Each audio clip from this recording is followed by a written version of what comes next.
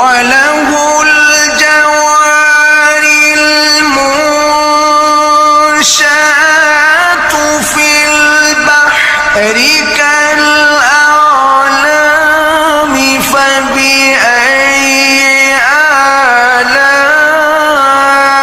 آلاء ربكما تكذبان كل من عليها فان ويبقى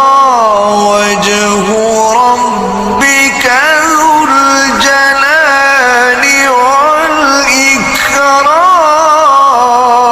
والإكرام فبأي آلاء ربكما تكذبان